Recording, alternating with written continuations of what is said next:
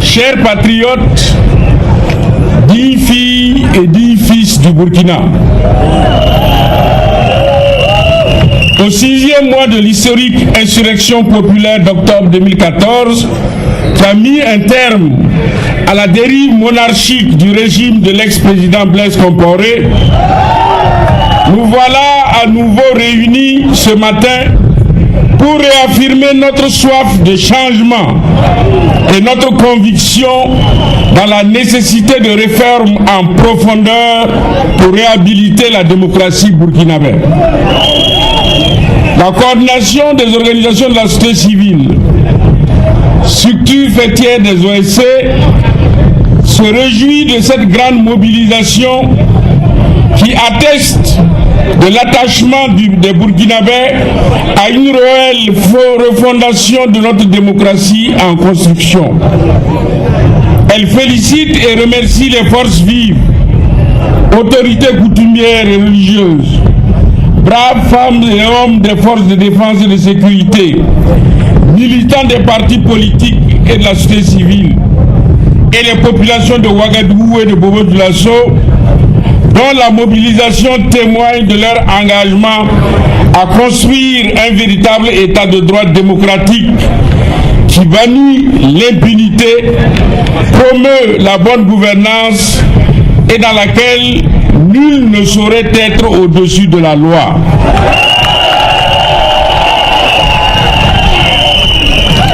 Insurgés des 30 et 31 octobre, la situation nationale est marquée par des tentatives de remise en cause des idéaux de l'insurrection d'octobre 2014. Devant une telle situation, il nous faut faire preuve de vigilance citoyenne, de courage patriotique et de mobilisation sociale pour être dignes du sacrifice de nos martyrs. C'est pourquoi les organisations de la société civile, partie prenante de l'insurrection populaire, voudraient ici rappeler leur attachement à la conduite du processus pour le renouveau de notre pays dans le strict respect des règles et principes de l'état de droit. Compagnons de lutte, refonder notre démocratie nous impose de mener une lutte de tous instants contre l'impunité, de l'incivisme, du népotisme et de la corruption.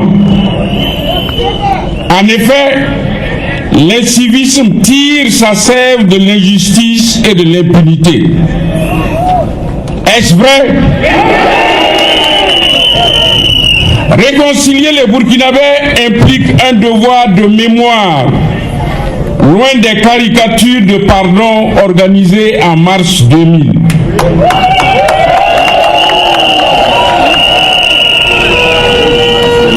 Nous ne pouvons pas faire l'économie de la vérité et de la justice. Nous avons un devoir de mémoire non seulement pour nous, mais aussi et surtout pour les générations futures. Il nous faut que dorénavant, une telle forfaiture ne puisse plus se reproduire. Voilà pourquoi il n'est pas possible de passer en perte de profit les crimes de tous genres commis dans notre pays. Comment réussirons-nous à nous réconcilier si nous ne faisons pas la lumière sur les dossiers de crimes pendants et si nous ne sanctionnons pas leurs auteurs?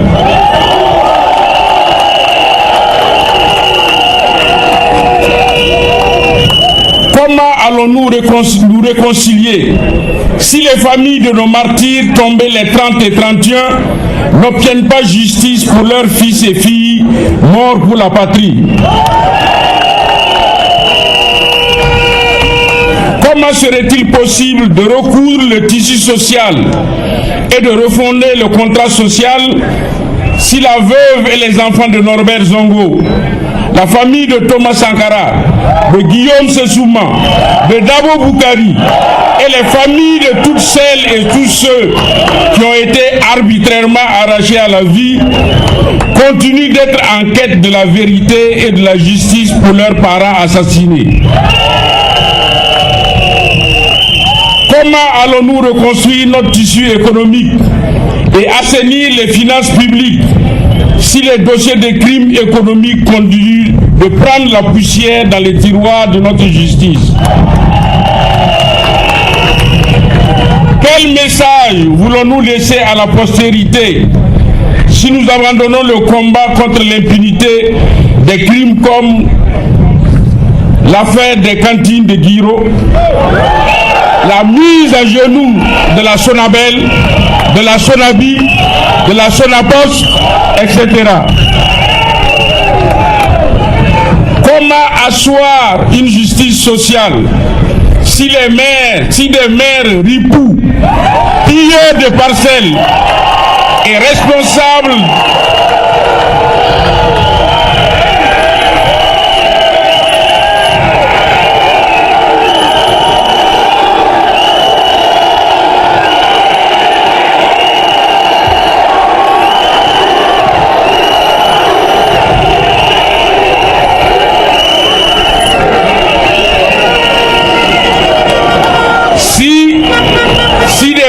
ripoux, pilleurs de parcelles et responsables de lotissements mafieux ne sont pas sanctionnés?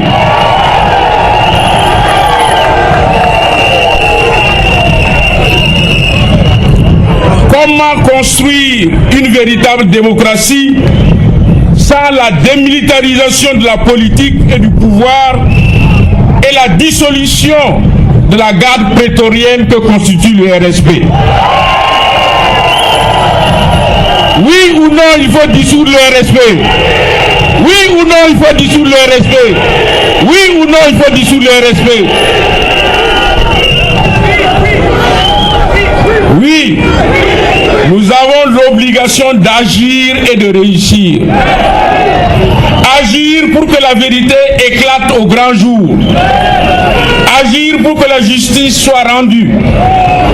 Agir pour que la justice sociale soit présente. Agir pour la réconciliation nationale dans la vérité et la justice. Agir pour encore plus de sécurité pour les biens et les personnes dans notre pays. Et sur ce point, je voudrais vous demander d'acclamer nos forces de défense et de sécurité qui ces derniers temps vont de succès en succès.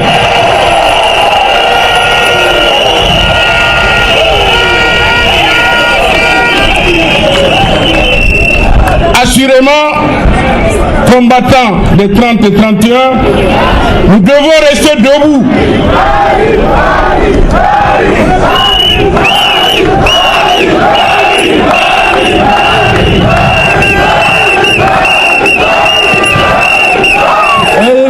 Oui, il viendra. Merci. Après le message du professeur. Après le message. Assurément, nous devons rester debout pour assumer notre devoir de vérité et dire non à l'impunité. Combattants de la liberté, les 30 et 31 octobre 2014 sont l'expression du rejet par notre peuple du pouvoir à vie et de son refus de cautionner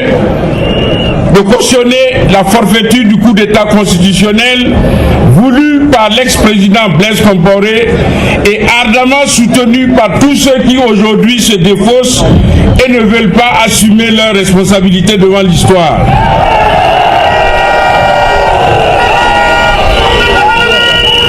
Ces messieurs, après s'être répandus en demande de pardon dans les jours qui ont suivi l'insurrection populaire, prétendent aujourd'hui n'avoir commis aucune faute et partant se considèrent comme aucunement responsables des événements des 30 et 31 octobre.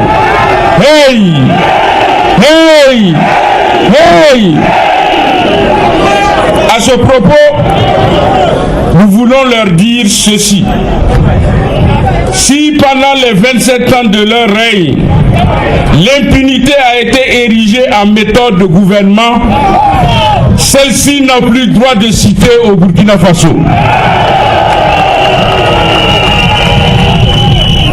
L'inclusion dans la vérité et la justice, oui. L'inclusion dans l'impunité, jamais.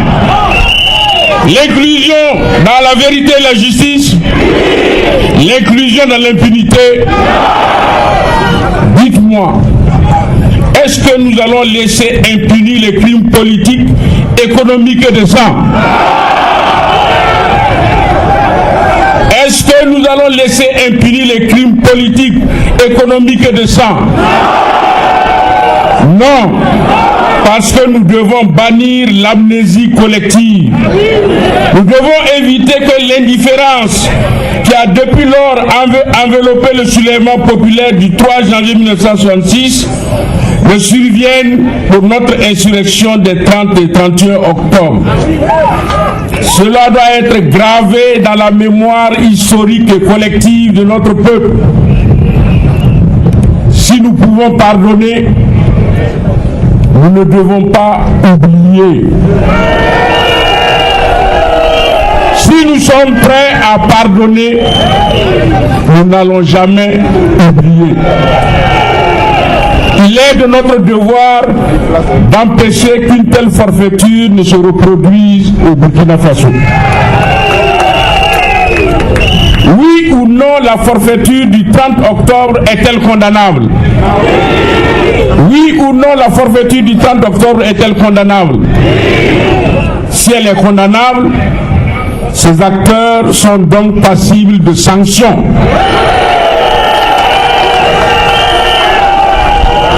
Ce n'est pas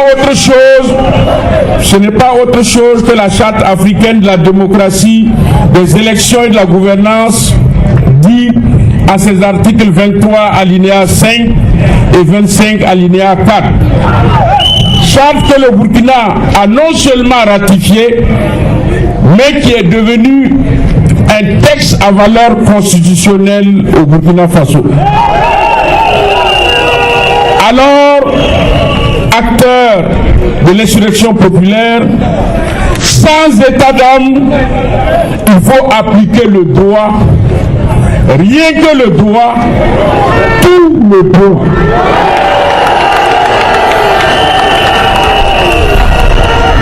Compagnons de lutte, chers compatriotes, 10 filles et 10 fils du Burkina Faso, nous devons rester mobilisés pour sauvegarder les idéaux de l'insurrection d'octobre. Ne nous détrompons pas. Ceux que le peuple a vaincus useront de tous les moyens pour restaurer leur système vomi. Une vigilance de tous les instants s'impose donc. Nalara, Nalara, Nalara, la patrie ou la mort. Merci. Beaucoup de vous. Merci. Beaucoup de vous. Merci. Beaucoup de vous. Merci.